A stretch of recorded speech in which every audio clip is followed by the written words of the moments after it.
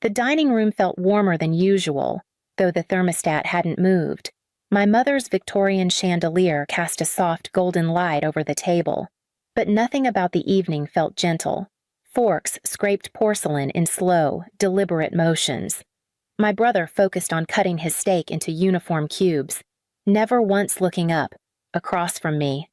My sister scrolled idly on her phone between sips of wine, her thumb moving in tiny, controlled arcs. My mother's smile was the same one she wore for church fundraisers, polished, unwavering, just a little too bright. Every time her gaze landed on me, it lingered a second too long before moving to the next person, at the head of the table. My stepfather chewed methodically, saying nothing, his eyes fixed somewhere between his plate and me. Halfway through the main course, my phone buzzed softly against my thigh. I glanced down, angling the screen under the tablecloth. A text from an unknown number. "Don't react. They're recording you." The words punched the air from my lungs. I kept my posture steady, lifted my glass, and took a slow sip of water to buy a few seconds. The smell of rosemary from the roast chicken suddenly seemed too sharp, the air heavier. I let my gaze drift around the table, careful not to lock eyes with anyone. The decorative vase on the sideboard, something new, a tall, narrow piece with a wide mouth, was angled directly toward my seat. My sister's phone, tilted just enough that its camera could be aimed my way, remained in her hand. My stepfather's gaze, though blank, never wavered. I pressed my napkin to my lips, nodding at something my mother had said, though I hadn't heard a word. The pulse in my neck thudded louder than the clink of cutlery. Whoever had sent the message was here, in this house, watching the same things I was, and for some reason, they didn't want me to tip off the others.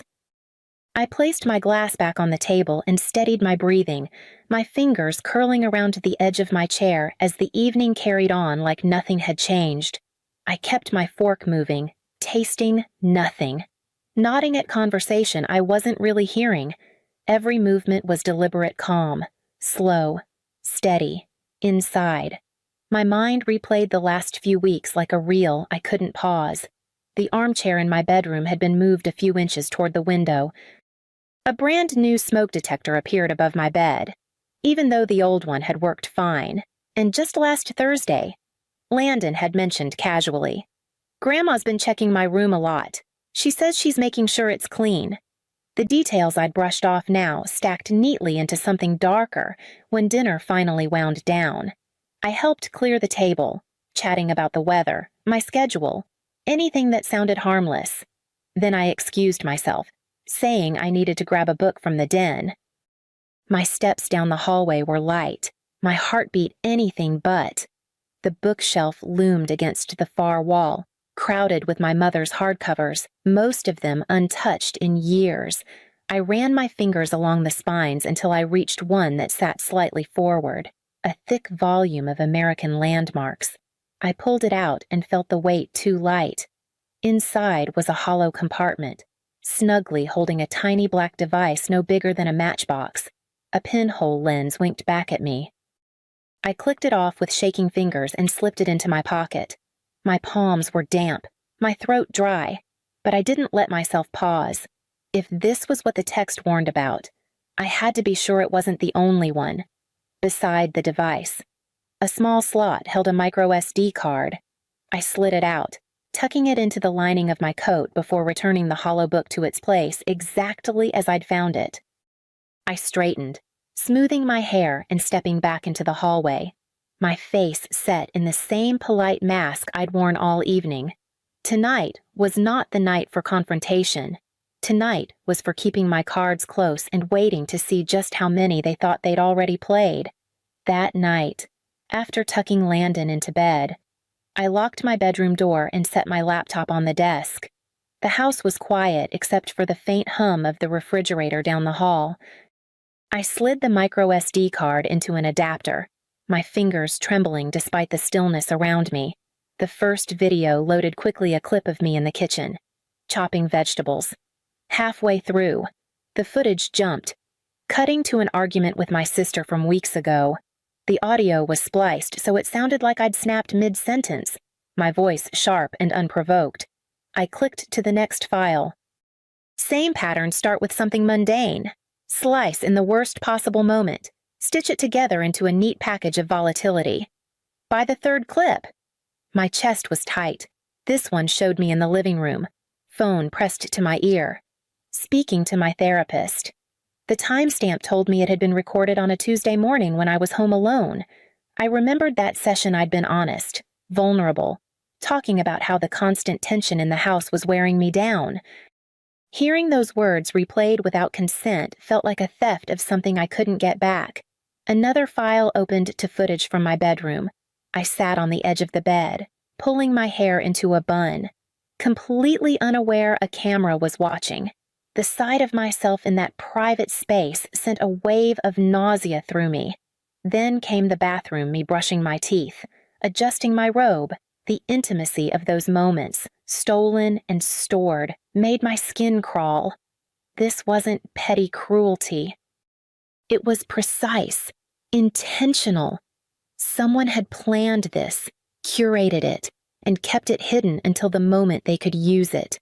I leaned back in my chair, the glow of the laptop washing over my face, and felt the first flicker of something colder than fear settling in my chest.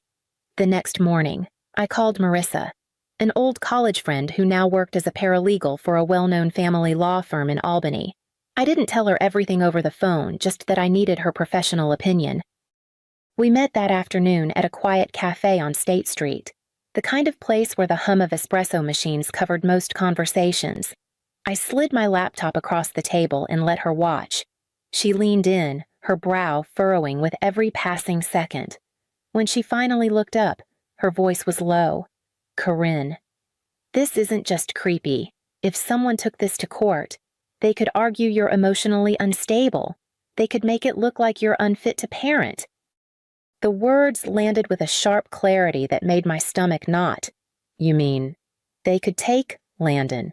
She nodded slowly, "especially if they present these clips without the context. The bathroom and bedroom recordings, those would raise questions about legality, but most judges will see emotional outbursts or odd behavior first, and if the other side has influence or resources." She let the sentence trail off. Suddenly, the micro camera in the bookshelf wasn't just an invasion, it was ammunition.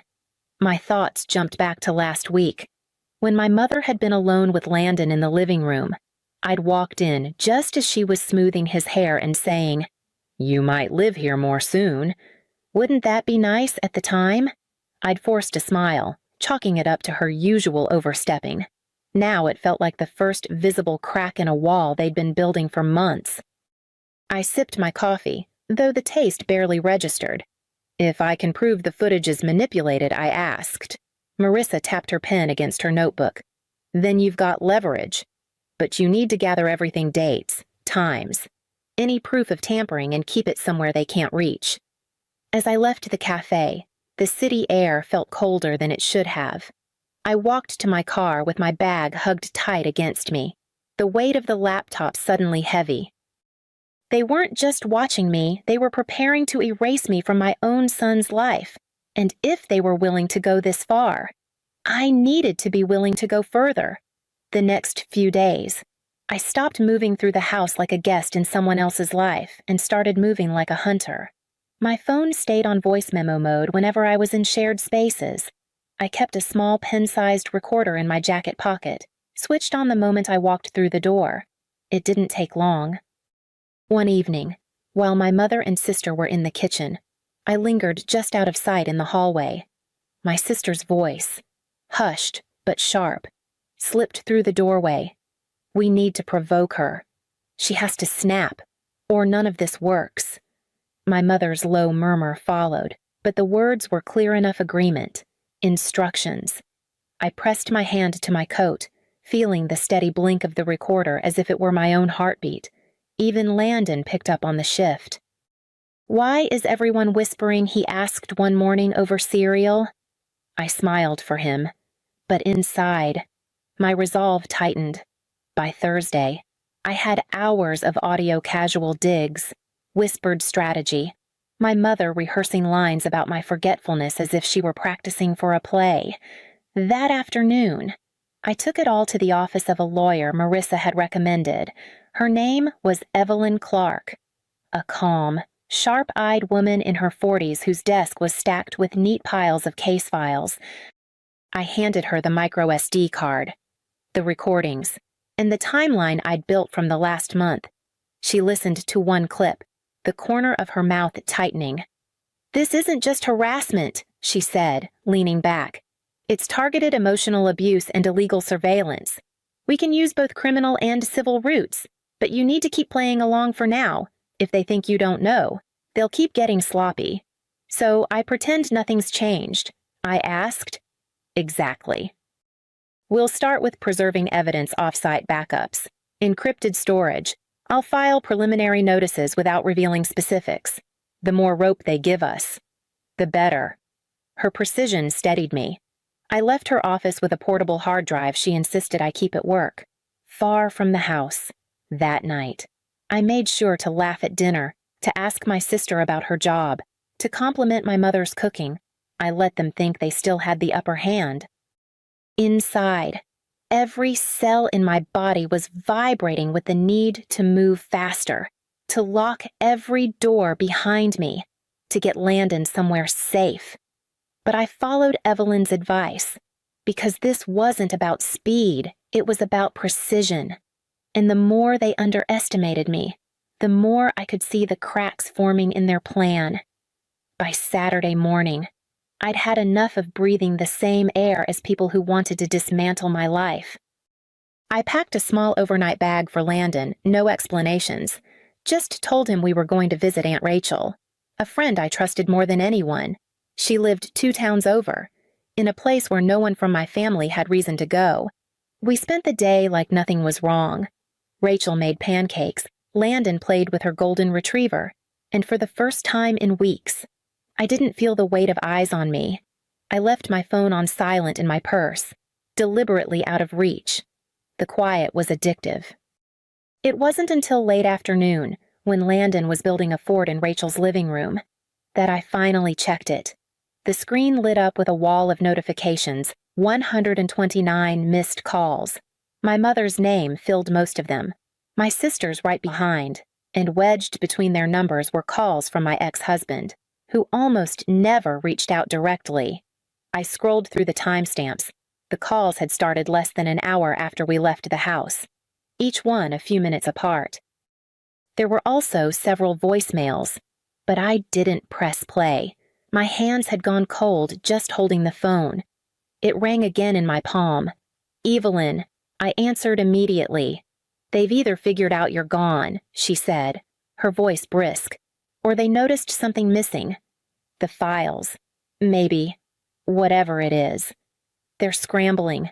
Don't go back tonight. Stay where you are. And don't answer their calls." I told her about the sheer number of times they'd tried to reach me. She exhaled sharply. "That's not panic over a misunderstanding, that's fear. They've lost control of something."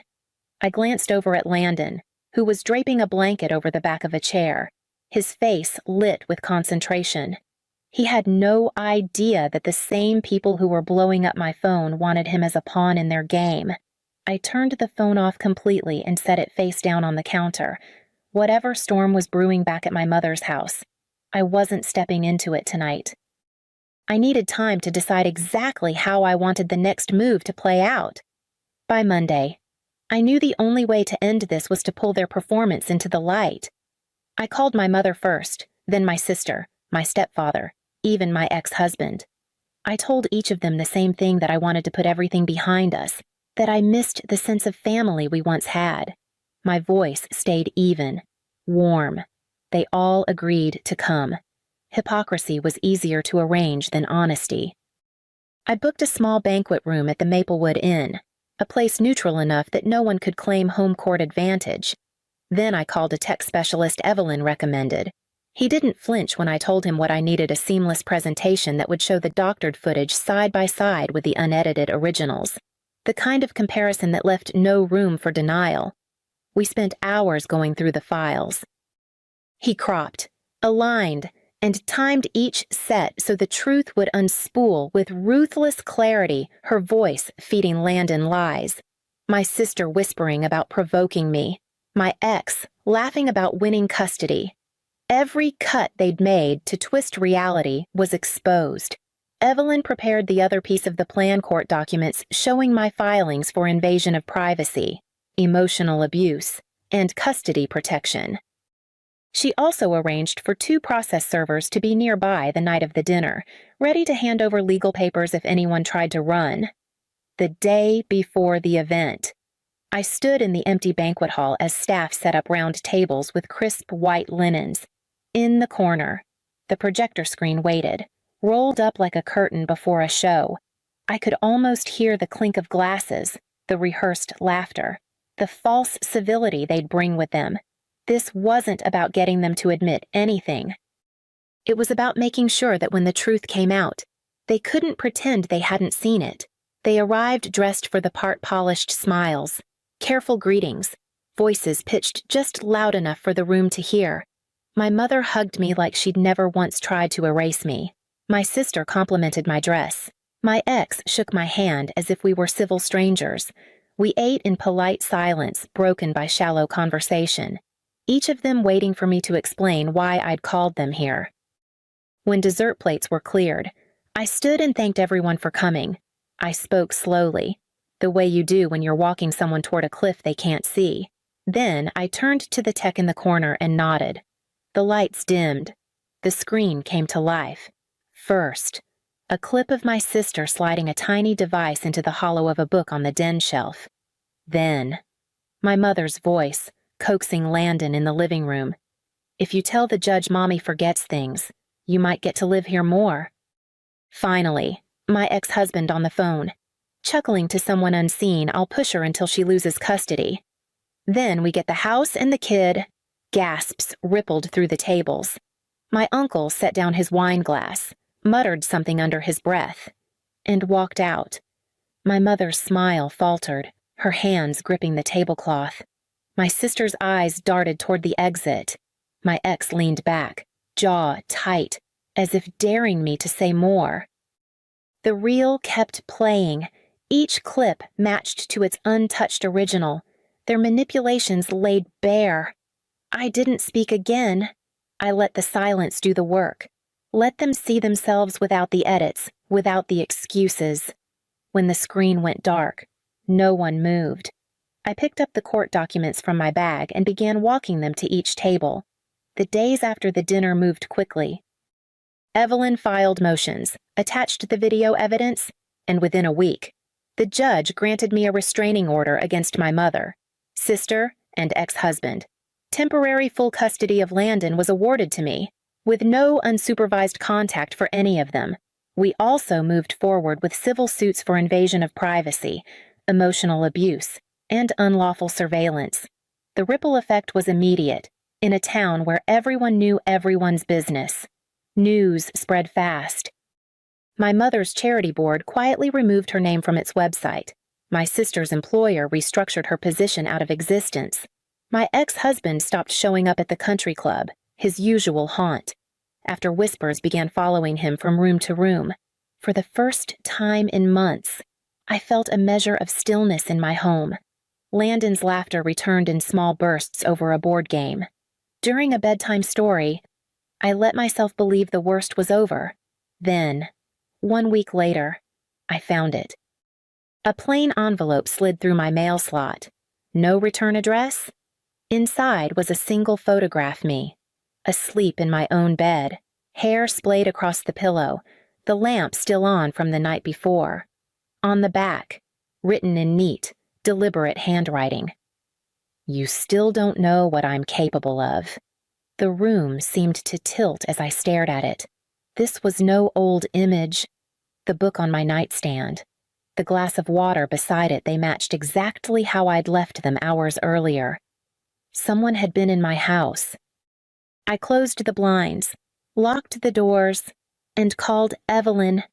My voice didn't shake when I told her what had arrived, but inside, I could already feel the air shifting again, heavy with a threat I couldn't yet name. The police took the photo in envelope, their tone shifting when I pointed out the details proving it was recent. Within days, they traced the intrusion to an associate of my sister, a man she'd met through her volunteer work, caught on a neighbor's security camera leaving my street in the early hours. He was arrested and charged with trespassing and stalking, and my sister faced new counts for conspiring with him. That was the final push I needed. Evelyn and I arranged a quick sale of the house, and within a month, Landon and I had moved to a small coastal town in New England. Our new home was modest, with wide windows that caught the morning light and the smell of salt water drifting in on the breeze. The quiet here feels different, earned, not borrowed. Landon rides his bike down safe streets, and I can read on the porch without glancing over my shoulder every few minutes. At night, I sleep with the windows open, the ocean's rhythm replacing the hum of my old fear. Looking back, I see the woman I was when this began, careful, hesitant, always adjusting herself to keep the peace. That version of me didn't survive. In her place is someone who knows her own strength, who understands that protecting what matters sometimes means preparing for a fight you hope never comes. Peace is fragile, but it's mine now, and if they ever come for me again, they'll find out exactly what I've become.